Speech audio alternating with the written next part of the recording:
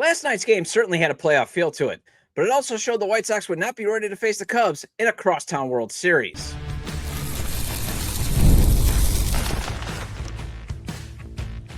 You are Locked On White Sox, your daily Chicago White Sox podcast. Part of the Locked On Podcast Network, your team every day.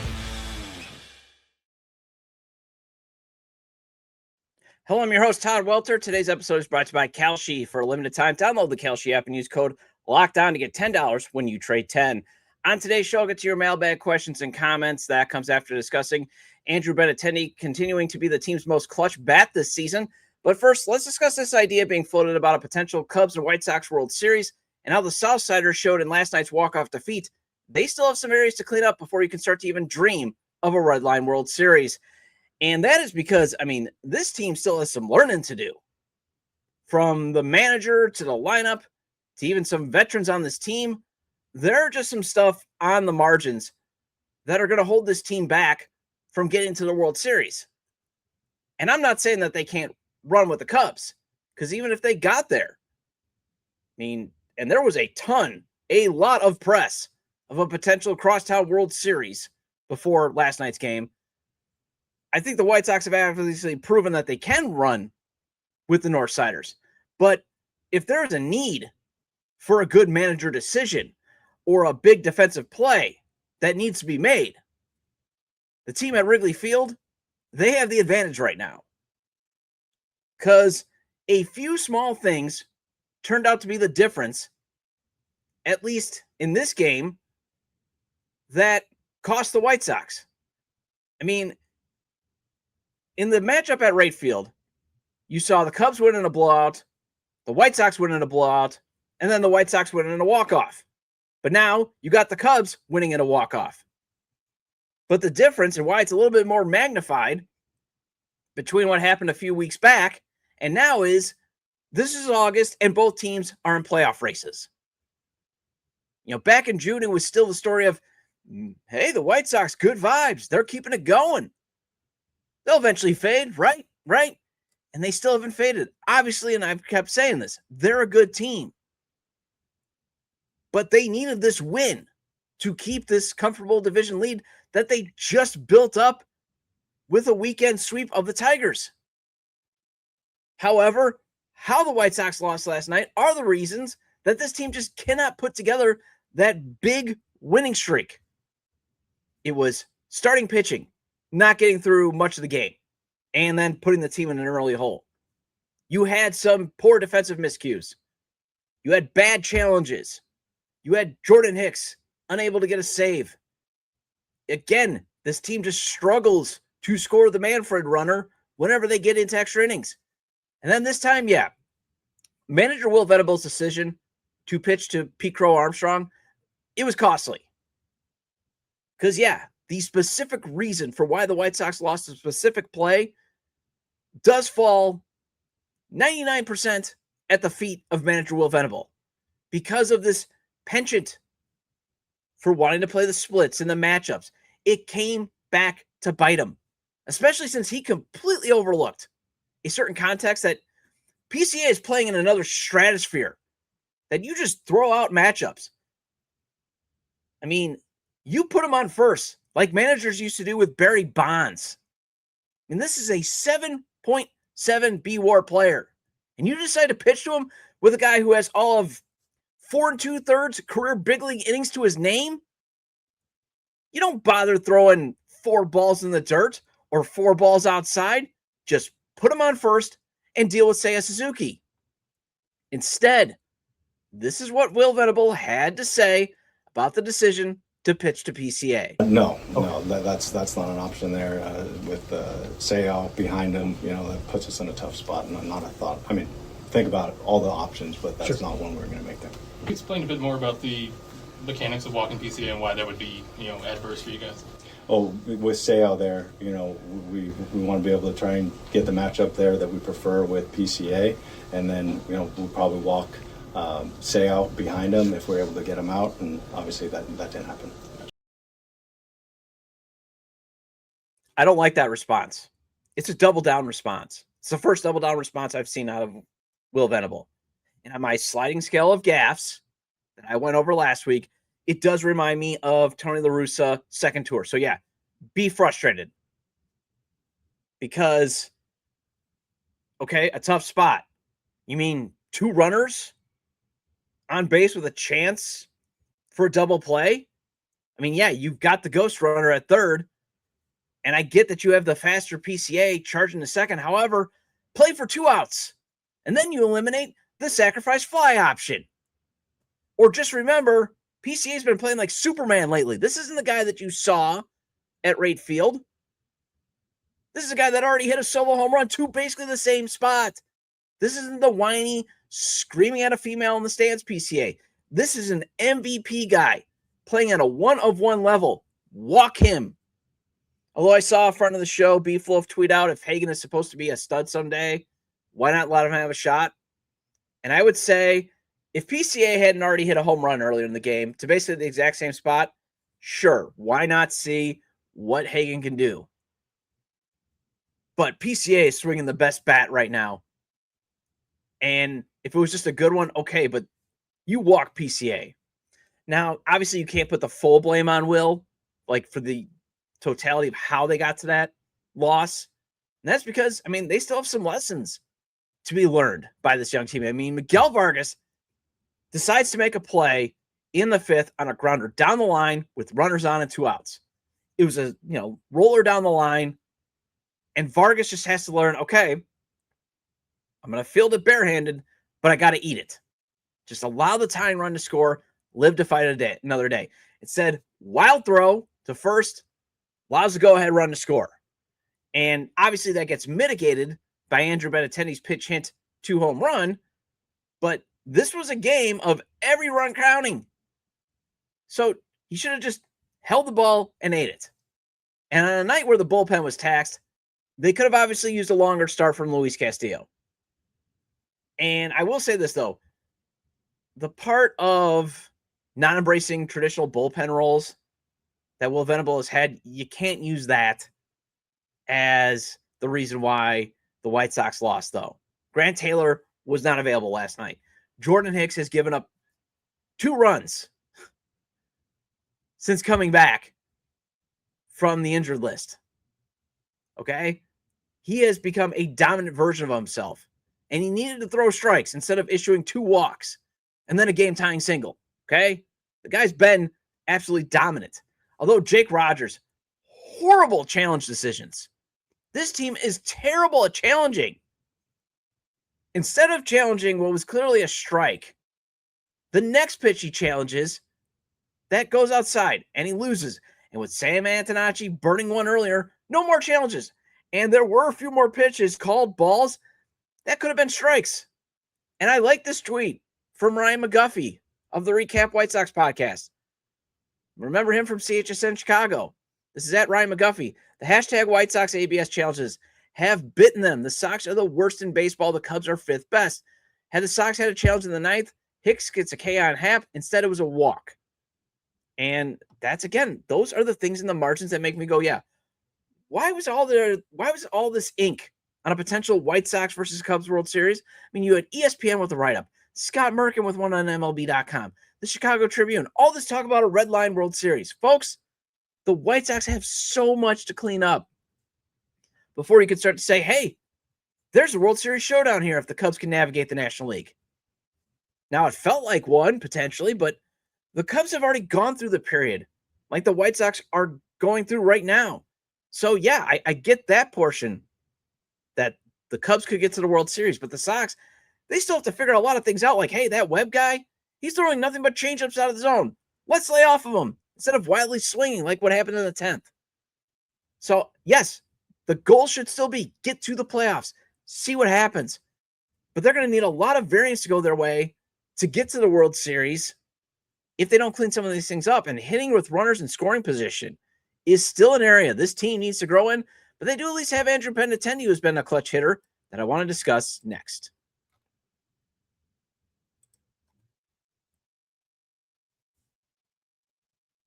A big thank you to our friends at Amazon for this limited break. This back-to-school season, spend less on your kids with Amazon. We all know how crazy the back-to-school shopping experience can be. it starts with a few items on the list, and then suddenly you're shopping for supplies and clothes and lunch gear and tech and about 10 other things you didn't see coming. It adds up fast. And when I look at my daughter's school supply list, I wonder if I'm shopping for one child or if I need to purchase a small office supply store. I didn't realize third grade required this much inventory. And shopping like this can get out of control if you're not careful. And that's why my wife and I were always turning to Amazon for our back-to-school shopping needs and just our shopping needs in general, because it helps us find a ton of deals and saves us some money to spend on things my daughter really wants to spend on her, like her Christmas wish list, which is probably bigger than her school list. So remember, with Amazon's low back-to-school prices, just spend less on your kids, because every dollar you don't spend on them is a dollar you haven't spent on them. And I know my daughter would much rather me spend on her Christmas wish list. Shop back to school at Amazon and spend less on your kids.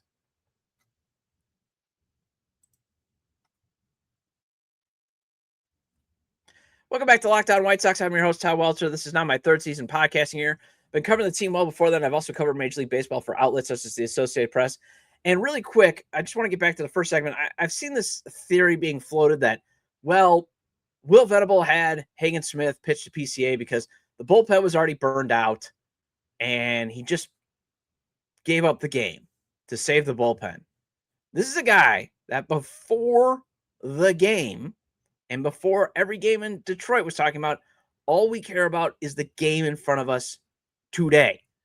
So you think this guy's going to be and winning that game in front of them today. So you think this manager's all of a sudden going to be like, I'm going to play some three-dimensional chess and give up a loss?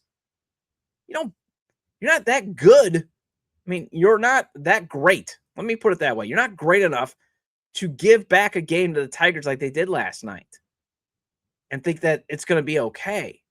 You should have been building up the lead. Okay. So I'm just saying, I don't think they were playing three-dimensional chess. I think he really wanted that matchup with PCA, which is crazy brave, I guess, and it just bit him. But the narrative should have been Andrew Benintendi's redemption tour continues, and his revival being such a fitting parallel to this team's turnaround. Instead, Jordan Hicks, who's been dominant lately, finally cracked and blew the save. Now, that still does not detract from Andrew Benintendi coming off the bench last night and smoking a two-run homer. That was briefly going to be the go-ahead moment for the White Sox. And it would have been so fitting because he continues to be one of the team's most clutch hitters. And in the game last night where the White Sox did not get a lot of hits, that clutch home run mattered. And for those that, I've seen the comments too that, oh, well, the White Sox only got 5 hits. Well, they only needed 1 more or 4 hits. They only needed like 1 or 2 more when they had bases loaded, which wasn't a good look for Benintendi to strike out on 3 pitches in the 10th. But I'll get to that in a second. But when you're thinking about it, they just needed that hit. But when Randal Grichuk and Benintendi hit a 3-run homer and a 2-run homer, 4 hits would have been fine. Had Jordan Hicks gotten the save, and they only really needed 1 or 2 more hits. But think about how much meaning it has that Benintendi has become one of the team's most clutch hitters. I mean, he was statistically the worst hitter at one point in the 2024 season. One of the many reasons that this team was historically awful that year. And now when the game's on the line and you need a big RBI hit, you want Benintendi up there since he has been casted so perfectly this season. Putting him as a platoon DH, that is best utilized him. Although he tends to average 1 good moment a game. That's why it was just not a good look for him to strike out on 3 straight pitches in extra innings on pitches that were not even strikes. But that 1 good moment lately tends to be with runners in scoring position. And especially since this club still has issues producing with runners in scoring position. Having Benintendi produce good moments has been critical. And that is his value right now on the field, coming up in big moments. Because the White Sox, they rank 24th in the league in batting average with runners in scoring position at 241, where batting average still matters. I mean, that is where you could still judge a guy on his batting average because all you want is a hit. You don't care. I mean, if it's a home run, amazing. Single, just as great. With runners in scoring position. Just drive in the run. And you saw the issue that they have with runners in scoring position in the 10th. I mean, Tristan Peters could not poke a single with bases loaded and 2 outs. Benintendi, though, he's got a 352, 396, 557 slash line in runners in scoring position situations. He's got a 400 WOBA in RISP, and 48 of his 62 RBIs this season have come in RISP situations. Think about that. He's got 62 RBIs, and he's in a platoon. And the Randal Grichuk Benintendi platoon just keeps working out great, especially after Grichuk gave the White Sox the lead with that huge 3-run blast. And this is what manager Will Venable had to say after the game about those veterans providing big hits. Yeah, it was special. I mean, we didn't have a ton of hits tonight, but the guys made them count. Obviously, a big swing by Grich behind Vargas and Mooney there, and then Benny coming off the bench doing what he does. So it was awesome. And Benintendi has been awesome lately in this limited role, especially when it comes to winning. While the F4 is still at 0.2, so obviously he's not a wins above replacement guy, he's got a 1.47 win probability added and a 1.21 clutch per Fangraphs. Only Munetaka Murakami and Miguel Vargas have higher WPA. And Benintendi leads the team in clutch. And why am I bringing up Benintendi when, I could be focusing on the rotation the next 2 days? Brian Hudson is starting. And then you're probably going to see Eric Fetty or Jose Urquidy going with the bulk. But that's pretty much what it's going to be. Will Venable is still not committed to anything, really, other than Brian Hudson starting. And it makes sense because you got to face a left-handed PCA, for example, to start off. But because it represents how far this team has come in 2 years. I mean, despite the areas in the margins that this team still has to get better at, and those weaknesses, again, are why this team just cannot go on this big winning run. So much improvement has been made that one night should not ruin it.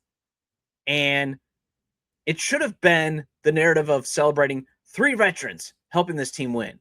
However, Hicksy just could not join Benintendi and Grichuk as being a hero. But just look at the win probability Benintendi had in 2024. He was a minus 0.21 WPA. He was a detractor. He was playing a role in the White Sox actively losing, and now he's playing a role in this team actively winning.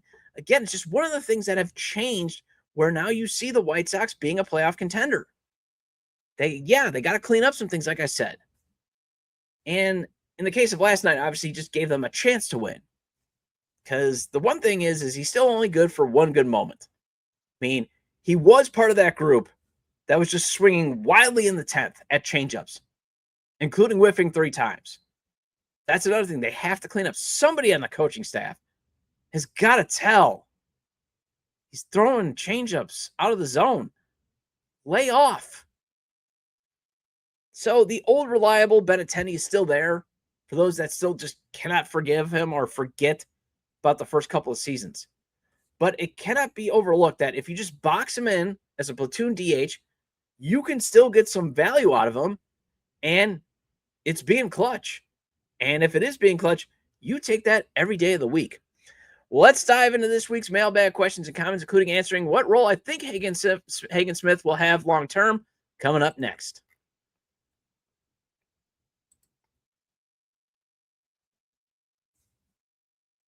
Make baseball season more this year. On Kalshi, America's #1 prediction market, you can trade on every single game.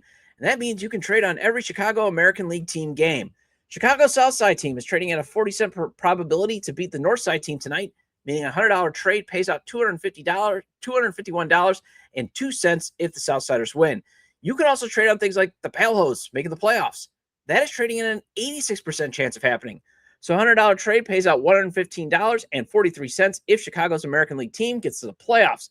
Winning the division, that's trading at a 71% probability, meaning a $100 trade pays out $141.84. Winning the whole thing, that is trading at a 4% chance. So if that dream becomes a reality, a $100 trade would pay out $2,838.18. On Kalshi, you're trading against peers in a live market, meaning there's no house. And as the probability changes, you can buy in and out of your position. You can trade things like, what draft pick is going to be made. You can trade on the outcome of a game. You can just trade on more on Kalshi. Download the Kalshi app and use code LOCKEDON to get $10 when you trade 10. KALSHI, Kalshi. Trade on anything. 18 plus only. Restrictions and eligibility requirements apply. Event contract trading involves risk and may not be suitable for all investors. Kalshi products are not available in all jurisdictions. Prices, values, and available markets may differ from those mentioned. For more information, see kalshi.com/regulatory.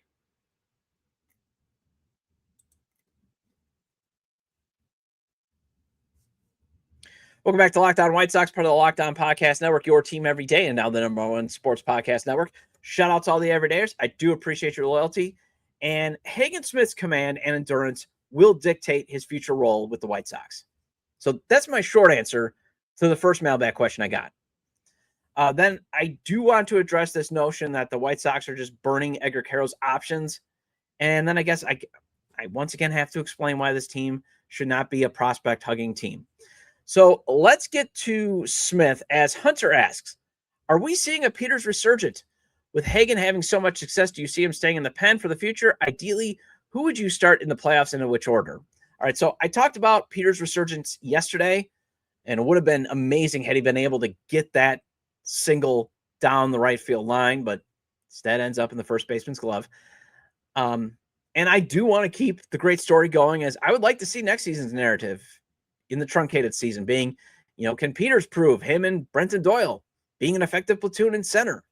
Because that's probably what they're going to have to do, unless they can find a trade for a upgrade for an everyday center fielder. They don't have a lot in the system right now that you could say that's the center fielder of the future. So they may have to go with this platoon again next year. And, there's still some potential, at least for Doyle, if he can fix his swing. In terms of Hagen, I think his first outing was actually a good idea of what is going to allow him to hit his floor, but also could keep him from his ceiling, and that is command and endurance. You saw him issue those walks. You saw the velocity dip, and those were the same problems he had in the minors. So if there is a command issue and dips in velocity consistently, then yeah, he's destined for the bullpen. But if he can consistently throw more strikes and not tire out, then you got a guy with the stuff, I think, to at least be a number 3 starter in any team's rotation. In terms of starters in the playoffs, I'm assuming it's the rotation because, they should not really mess with the lineup they've established against lefties or righties. Although, again, I would still prefer that they throw, that they have Sam Antonacci play against left-handed pitching for now. But it's obviously Sean Burke game 1, Anthony Kay game 2, Luis Castillo game 3, and then you either need to have Burke pitch on short rest if you're in a 5-game series and you need to stave off elimination, or you're going to be bullpenning if you're trying to eliminate an opponent, or if you're in a 7-game series. Because unless someone comes out of nowhere, like Drew Thorpe, if he returns to the roster today or tomorrow, as there's some speculation, since I believe he's not starting at AAA tonight, or Noah Schultz fixes some of those issues and he returns and pitches up to his ceiling, or Davis Martin's 15-day IL stint gets him back to at least being a decent pitcher, then you got really no one worthy outside of starting a playoff game outside, of Burke, Kay, and Castillo. And even then, I don't even want Castillo throwing at right field. All right, Brian writes about Edgar Carroll. Last year they loved him. Now they don't. To the point the 2 catchers you have now can't play dead. Makes no sense. They both can't throw anyone out. Pitch framing is in the past. They both are horrible at challenges, and Carroll gets sent down using up all his options. Makes no sense. Okay, well, even though I hate it.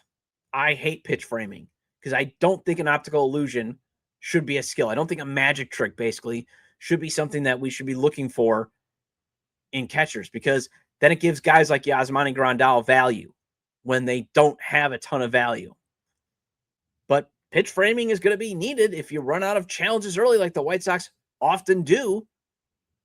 I mean, most teams are not like the White Sox, but you still can run into those situations. And Carroll getting sent down does not burn all of his options. You get 3 option years the moment a player gets put on the 40-man roster. And they can be sent up and down under 5 years, if I read the rules right, as many times. And I could have read it incorrectly, but MLB.com had it that you can go up and down during that time. They just have to stay down for a minimum of 10 days per MLB.com. That's why you're not going to see Noah Schultz this week, for example. If they were really, I mean, he was okay last week. That's why, if there is an injury situation, maybe those that want Corey Lee will finally get him. But either way, that's the standard. Now, the option gets burned also if he's down there for 20 days, but that was going to be the case this year because with his struggles, and if Kyle Teal didn't get hurt, they were going to put Caro down anyway. They were going to send him down, not put him down. That would be bad. But they were going to send him down even in favor of Drew Romo because Caro's issues need more than 20 days to overcome this regression. And that is why he's in the minors. And I shared that on yesterday's show. He's got to work on his defense. And they probably want him to still work on his power swing. And then at Chewy is my co-pilot, 788. He put this in the YouTube comments after yesterday's episode. You're killing me, Todd. Already dreaming of trading Tomei and Prozac. Why do you hate prospects so much? They're the future. First, I don't hate prospects. In fact, go back to my 2024 shows and shows in 2025. I was doing a ton of shows on prospects. If I hated prospects, I wouldn't bother doing Minor League Monday. Okay? I do it every week. Not all the Locked On shows dedicate a segment to the minor leagues and prospects. And I'm not dreaming of trading Tomei and prospect because I even said they could be reinforcement talent. But here's the thing that some prospect huggers don't understand. And it is a frustration and just an irritation to me. And they can't comprehend. Most prospects are not going to pan out. So a team should consider using the one potential time that they're going to have value to get something to cover holes in the lineup or get a piece that puts a team over the top. The other thing that prospect huggers I don't think understand when they say they're the future, there's only 26 spots on a big league roster. There's not enough spots sometimes. It's one reason Jacob Gonzalez had to be traded. There was no spot. And it's not hating. It's facts. Because you don't want to stagnate your prospects. That's what happened to the Orioles. And a system is always not going to have a solution. Look at second base and right field for this club. How many prospects did this club have, supposedly, that were finally going to replace Ray Durham and Jermaine Dye? Now the team finally has those young players, but they had to trade to get them. So stop thinking every prospect is the future. Sometimes there are players that you can use to help make the present better by leveraging them in a trade. Look at what the Dodgers do. Okay? So it's not hating to every prospect hugger. I'm not singling out that Chewy guy because there's others, especially the trade deadline.